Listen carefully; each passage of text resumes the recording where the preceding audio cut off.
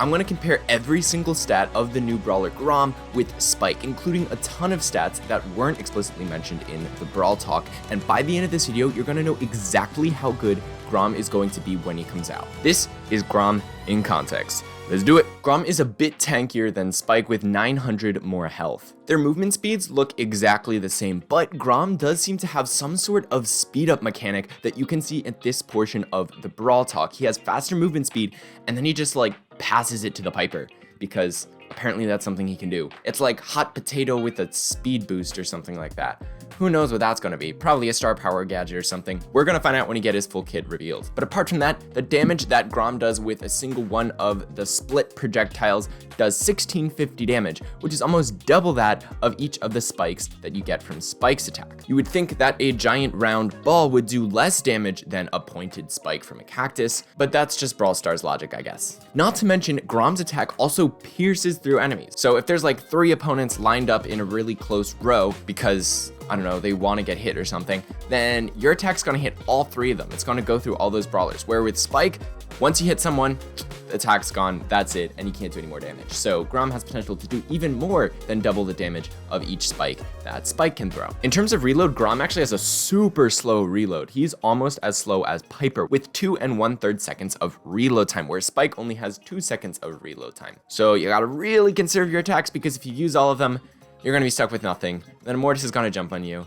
and there's nothing you can do about it. So make sure you save those attacks. It'll really help. Now I'm going to talk about the most important stat comparison that's almost going to entirely determine whether or not Grom's going to be good when he comes out. But before that, I want to quickly talk about his range and the stats of the projectile that he's throwing compared to Spike's. It's a really interesting comparison. So yes, Grom does throw his first attack and Spike just sort of launches it in a straight line, so Grom can hit over walls, but they do have pretty similar ranges. Grom can go up to about 7.5 tiles, whereas Spike can go to 7 2/3 tiles.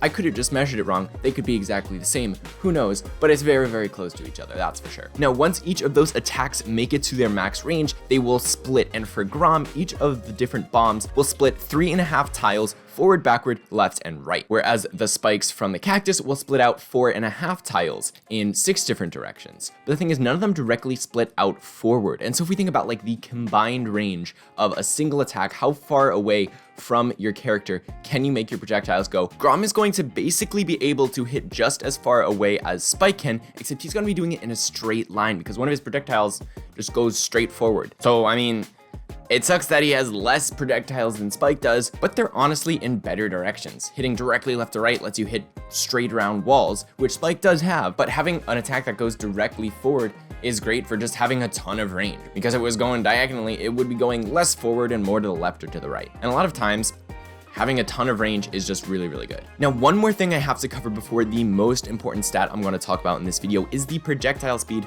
of Spike and Grom's attacks. Because a lot of people are saying Grom is just so easy to dodge, and he's gonna suck because of that. Sort of like Squeak Super was when it released. It sucked because it was so easy to dodge, it gave you a ton of time to react, and anyone with at least like 3.5 brain cells would be able to figure out where the bombs are gonna go and dodge it accordingly. Grom's attack takes a while to activate, which sort of gave people that same impression. At max range, it takes 1.2 seconds for Grom's attack to even land on the ground in the first place. So that's already over a second that your opponents have to react and dodge and just not stand directly in front of where the attack's gonna land or directly beside it, because that's where the projectiles are gonna split. So that's about a 6.25 tile per second movement speed from the bomb going from your hand to max range, whereas Spike travels at 7.25 tiles per second. So Spike's attack is gonna get out to max range a little bit faster. And then after splitting, Grom's projectiles go way faster than Spike, so they're going to travel out at 13 tiles per second, which is really, really fast compared to the Spikes, which only travel at 10.9 tiles per second. So Grom's attack, it definitely does look like Spike's, but it's going to be a lot faster once it starts splitting. So you got to really make sure that when it lands, you're already in the right spot, because it's going to be hard to react and look at where the projectiles are going and then dodge after you already see them, because by then, probably going to be too late. Should have done it before. I'm going to say I told you so. Just do it. Another thing is that Grom's attack is just sort of wider in general. His bomb is very chunky, and that's not even talking about his super, which is the chunkiest thing I've ever seen. It's crazy. But after splitting, Spike's cactus spike things only take up 1/3 of a tile of width, whereas Grom's projectiles take up a full tile. So if they're really close to where your bomb landed, then those one tile hitboxes are going to be right up against each other, and so it's actually going to be kind of hard to dodge if they're in that position. I'm not going to talk about Grom's super at all. I mean, his super is very similar to his main attack in the pattern. It just extends super far. It's like 9.5 tiles in both ways, and the projectiles are super massive, but it's nothing like Spike super, so there's no real value in the comparison.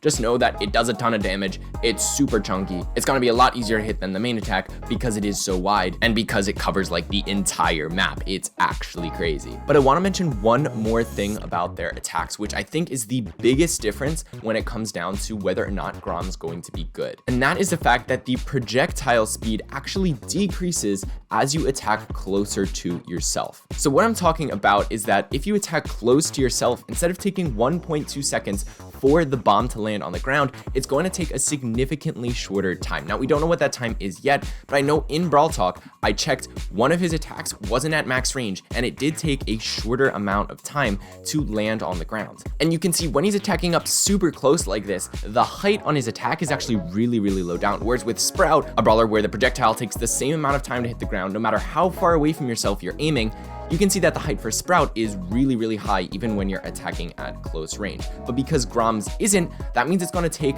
a really short amount of time for it to actually hit the ground when you're attacking right in front of yourself, which means your opponents aren't going to have that 1.2 seconds to react and dodge your attack. They're going to have a much shorter time if you're attacking close to yourself. Now, obviously, you don't want to be right up on top of people when you're attacking them since you have such little health, but if you're pretty close to people and still standing behind a wall, that's going to probably be the ideal situation with Grom, because your opponents aren't going to have enough time to actually dodge your shots, and that way you can consistently hit them with that super high 1650 damage that pierces through your enemies, and I think that's actually going to make him somewhat viable. All the other throwers in the game are usually pretty weak to Mortis, but Grom, because he's able to do so much damage at such close range, if you have all your ammo stored up and you don't waste it all, I actually think you could deal with a Mortis who's trying to aggro you. And that's a really good protection to have. And we don't know anything about his gadgets or his star powers yet, so if those also help boost his kit, I think Grom could actually be a lot better than people are making him out to be. Sure, at max range, it's gonna be super easy for your opponents to dodge, unless they're just not paying attention at all, which, you know,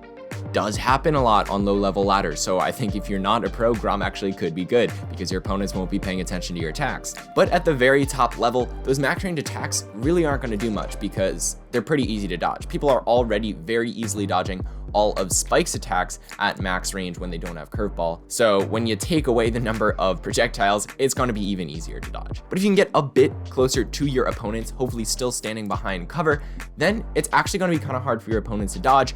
And that's, I think, where you're going to get the most value out of Grom. So it's going to be all about finding the balance between getting close enough to your opponents so that way your attacks are going to hit without getting too close that you're just going to instantly die because you don't have too much health. More health than most throwers, to be fair, but not that much health. So if he's good, I told you so. And if he's bad, pretend I never made this video.